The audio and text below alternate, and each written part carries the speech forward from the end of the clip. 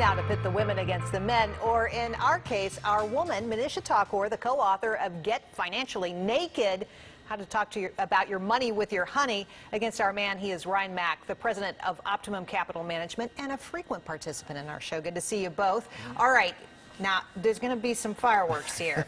So I invite you to talk to each other. But Manisha, I want to start with you. A lot of people out there are finding out that their employers are cutting their 401k match. They're not happy. They're saying, you know, times are hard. I'm going to stop investing. Is that the right thing?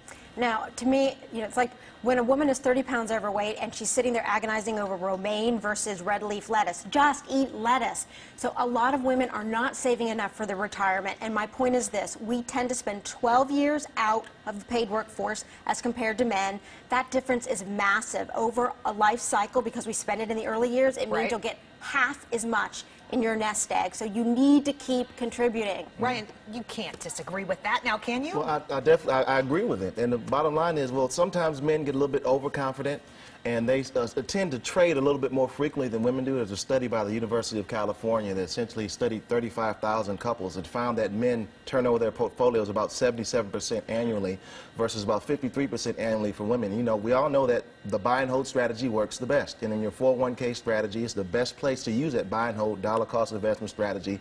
Those people who bailed out in 2001, 2002, they now know, or 2007 and 8, and when the market returned, they now know about locking in your losses and selling on the low. Can I just tell you good luck convincing men of that? Okay, Manisha, I want to ask you about investing money. A lot of people invest beyond their retirement. That's typically a great idea because most of us, even if we do the 401k, we still will need more money in retirement. Where do you put that dough? With someone you trust. And I highlight this because in the news right now, we've got Patricia Cornwell, the famous detective novelist, who now is looking for $40 million of her hard-earned dollars because she invested, assumed the money would be taken care of. I see this mistake by women a lot. I really feel you want to take control of your finances. Simple formula you can use: 110 minus your age as a woman, maximum amount you put in stocks, remainder in bonds and cash. Now, Manisha, you're saying get an advisor. Do you have to get an advisor, Ryan? Well, I think an advisor will definitely help, but I think the days of going to an advisor without adequate knowledge of what you're getting into, those days are over. I always tell individuals, if I know that if I steal a car and I'll get arrested, that, you know, I don't have to be a lawyer or have a JD in order to have that knowledge, but you do have to have the basis of knowledge. Now, the problem with men that sometimes we might have a little bit too much pride to say that we actually need assistance from somebody. I'm making the list, so it's pride. You don't stay in your investments long enough. This is a long list. Ants in the pants, yeah. I have to say that most of the couples that I work with are those individuals. The woman is always the one who comes for the assistance. They're always the one who takes the initiative and says, look, we need assistance. The man kind of just sits back and, well, I don't need help. I can do it all by myself. Yeah. But sometimes it's okay to be humbled and say, I can need a little bit of assistance, but make sure you help yourself first. It's the car, the metaphor for life, asking for directions every time. Exactly. All right, let's get on to emergency fund, because this is a tough question, and I don't really know the difference between the sexes on this one, but you have money that you may need at any time. In this market, where interest rates are so low, where do you put it? I'll let you start, Ryan. Well, I think that right now, if you look at bankrate.com, they'll show a lot of the highest rates. I think that online bank accounts have great yields. I'm actually telling individuals, look at your local credit unions. They have great yields because they don't have to appeal to profits.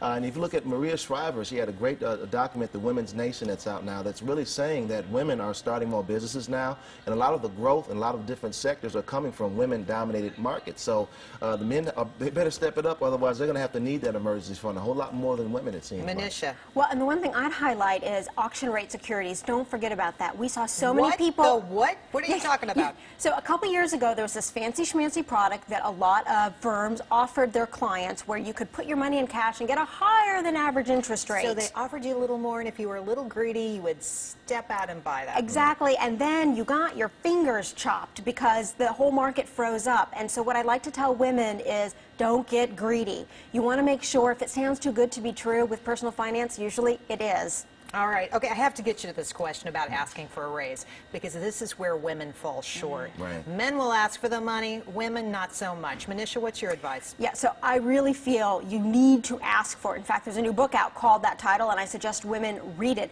Here's the problem. 80% of men identify with this statement. I set my value in the office place.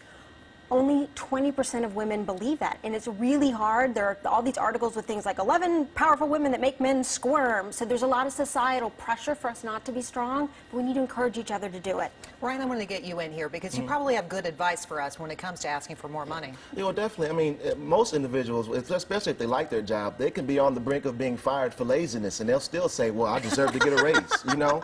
So, but what are you doing to deserve getting a raise? You know, do you log and write down all those things so you get to work early?